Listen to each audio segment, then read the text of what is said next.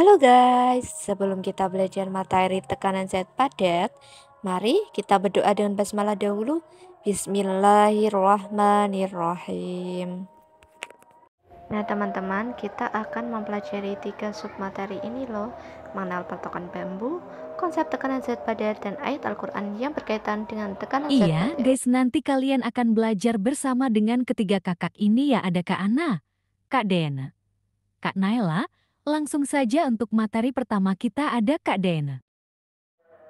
Anak-anak, apakah kamu pernah bermain pelotokan bambu? Hai, sekarang kita akan belajar mengenai permainan peletokan. Bersama saya, Diana. Nah, kalian sudah tahu nggak sih apa itu permainan peletokan? Permainan peletokan adalah permainan tradisional yang berasal dari Betawi, tapi banyak dimainkan oleh anak-anak di wilayah Jawa lainnya khususnya.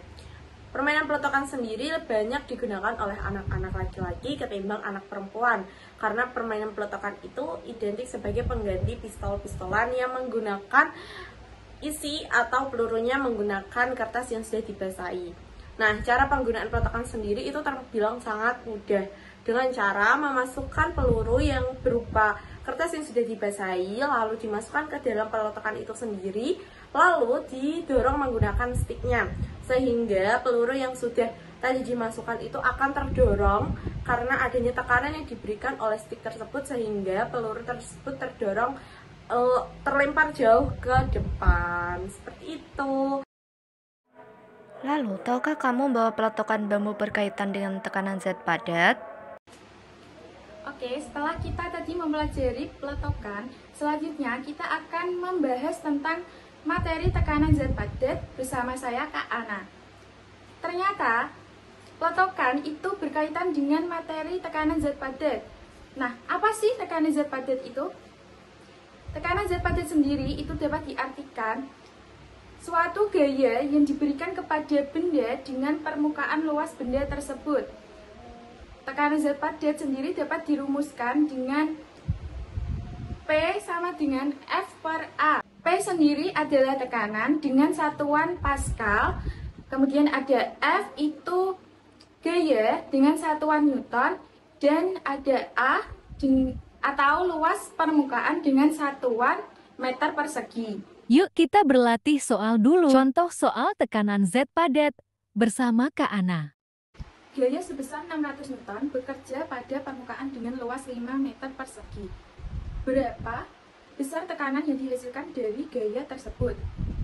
Yuk coba hitung dulu adik-adik. Boleh jeda video untuk mengerjakannya. Dari soal tersebut diketahui bahwa gaya memiliki besar 600 Newton dan luas permukaan sebesar 5 meter persegi. Untuk menjawab soal tersebut, maka kita menggunakan rumus P sama dengan F per A, atau 600 dibagi 5, sehingga menghasilkan besar tekanan 120 Pascal. Lakukan kegiatan ini yuk. Coba kalian cubit telapak tangan temanmu yang ada di samping kalian sekarang, amati apa yang terjadi. Dari kegiatan yang telah kita lakukan, maka dapat disimpulkan bahwa jika kita melakukan cubitan dengan luas permukaan yang besar atau dengan ukuran yang besar, maka tekanan yang dihasilkan itu kecil, sehingga kita tidak merasakan sakit. Sebaliknya, jika kita melakukan cubitan yang kecil atau luas permukaannya itu kecil, maka tekanan yang diberikan itu besar, sehingga kita dapat merasakan sakit. Lalu, adakah ayat Al-Quran yang berkaitan dengan materi tekanan ini anak-anak? Oke teman-teman, sekarang kita belajar bersama saya, Kak Naila Husna. Nah, ternyata ada loh ayat yang berkaitan dengan tekanan, yakni terdapat dalam Quran Surat Al-Insyirah ayat 1-8 yang berbunyi A'udzubillahi minasyaitonirrajim. Bismillahirrahmanirrahim. Alam nashrah laka sadrak wa wada'na anka wizrak alladzi anqadha dhahrak wa rafa'na laka dhikrak fa inna ma'al usri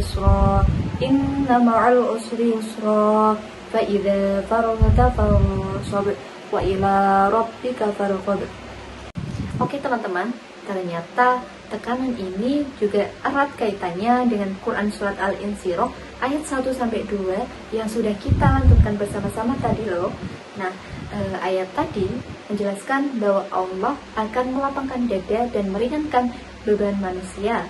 Maksud dari ayat tersebut adalah jika seorang muslim mendapati sebuah masalah, maka diwajibkan untuk berlapangkan dadanya agar tekanan atau stres yang dialaminya akan mereda atau kecil.